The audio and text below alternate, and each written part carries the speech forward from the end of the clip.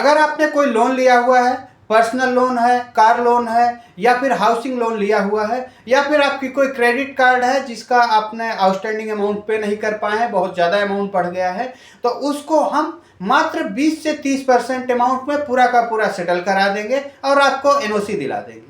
ऐसा मैं नहीं कह रहा हूं, ऐसा बहुत सारे यूट्यूब पे वीडियो मैंने देखा हुआ है जो कि ये क्लेम करते हैं कि आपका लोन का सेटलमेंट 10 से 20% में करा दिया जाएगा। तो फ्रेंड्स, ऐसे लोगों से सावधान रहें। ऐसा कोई भी प्रोसीजर नहीं है कि आप अपने क्रेडिट कार्ड का या फिर लोन का अमाउंट 10 से 20% में सेटलमेंट करा दें। ऐसा कहने वाले सिर्फ और सिर्फ या तो यूट्यूब पे व्यूज चाहते हैं या फिर आपसे वो किसी तरीके से पैसा ऐंठना चाहते हैं और आपको उसमें बेवकूफ़ बना रहे हैं। जो लोन का सेटलमेंट का प्रोसीजर है वो एक बहुत ही अलग प्रोसीजर होता है। इस तरीके से कभी भी कोई लोन का सेटलमेंट नहीं कराया जा सकता। उसका एक प्रोसीजर होता है, उस प्रोसीजर को फॉलो करके ही लोन का सेटलमेंट किया जा सकता है। अगर आपका कोई क्रेडिट कार्ड है या फिर आपका कोई लोन है, उसमें कोई आपका केस चल रहा है, उससे रिलेटेड कोई केस बैंक ने फाइल किया हुआ है, या फिर बैंक ने अपने रिकवरी करने के जितने भी प्रयास हैं सारे के सारे प्रयास अपना लेता है। जब बैंक को लगता है कि अब यहाँ से पैसा रिकवर करना मुश्किल नहीं, बहुत ही नामुमकिन हो चुका है, या फिर कोर्ट में केस फाइल करके भी लगता है कि कोर्ट में केसेस बहुत लंबे समय तक चलेगा और उसके अलावा कोर्ट के इतने एक्सपेंसेस होते हैं, ऐसे सिचुएशन के बाद ही बैंक जो है निगोशिएशन के मूड में आता है कि हम आपका अमाउंट जो है यहाँ पे कुछ कम कर देंगे। ये अमाउंट जो होता है, ऐसा भी हो सकता है कि आपके ऊपर जो इंटरेस्ट लगाया गया है, जो पेनाल्टी लगाया गया है, उसको माफ कर देता है। जो आपको मूलधन है उसको आपको पे करना होता है। ये सारी की सारी सिचुएशन बैंक के ऊपर डिपेंड करती है कि बैंक आपको सेटलमेंट करना चाह रहा है या नहीं करना चाह रहा है। कोई भी एजेंसी, कोई भी व्यक्ति अगर क्लेम करता है कि मैं आपका अमाउंट सेटल करा दूंगा, तो कहीं ना कहीं वो झूठ बोल रहा है। आप पहले सत्यता जान ले। हाँ, आप किसी एजेंसी की या फिर किसी एडवोकेट साहब की आप मदद ले सकते हैं, राय ले सकते हैं कि आपके केस में क्या स्टेप बैंक ने लिया हुआ है, उसका आगे क्या प्रभाव रहेगा या किस तरीके से आगे इसमें प्रोसेस होगा। लेकिन अगर आप ये मान के चलें कि आप किसी पर्सन को कोई पैसे दे देंगे, 10%, 20%, 30% अमाउंट दे देंगे और सेटल करा देंगे, तो ध्यान रहे, अगर आपको कोई इस तरीके से लोन है, उसको सेटल करना चाहते हैं, तो किसी भी थर्ड पार्टी को पैसा ना दें।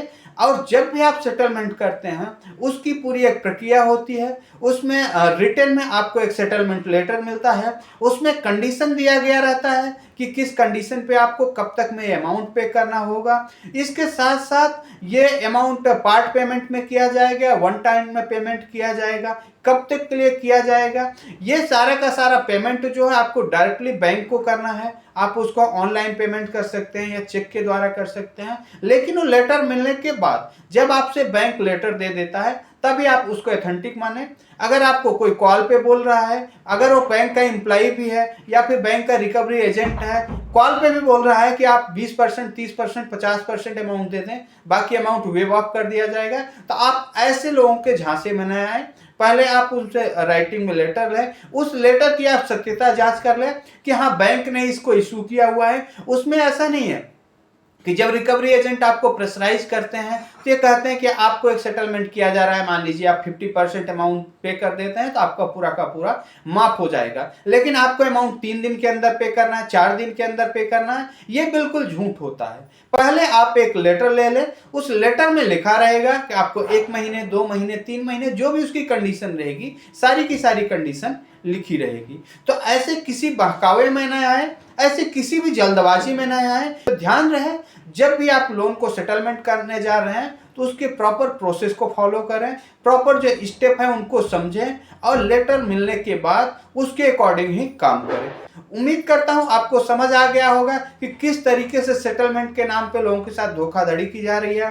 कुछ एजेंसीज मैंने देखा हुआ कि यूट्यूब पे ऐसे बहुत सारे एडवर्टीजमेंट चलते रहते हैं कि मैं आपका लोन सेटलमेंट करा दूंगा, कम से कम अमाउंट में सेटल करा दूंगा। इस तरीके से सारे के सारे फ्रॉड होते हैं और इस तरीके से कोई क्लेम नहीं कर सकता कि सेटल करा सकता हूं।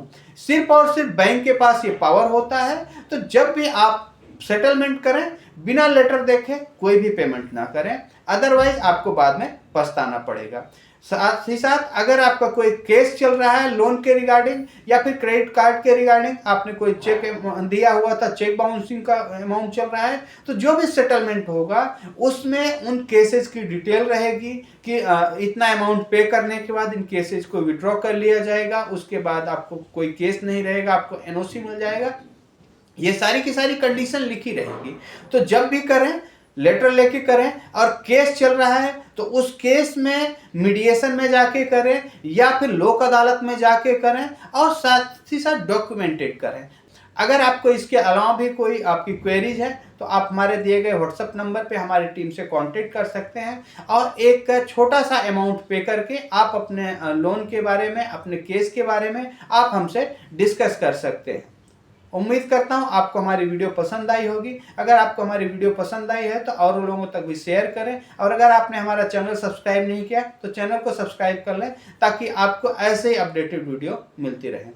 धन्यवाद।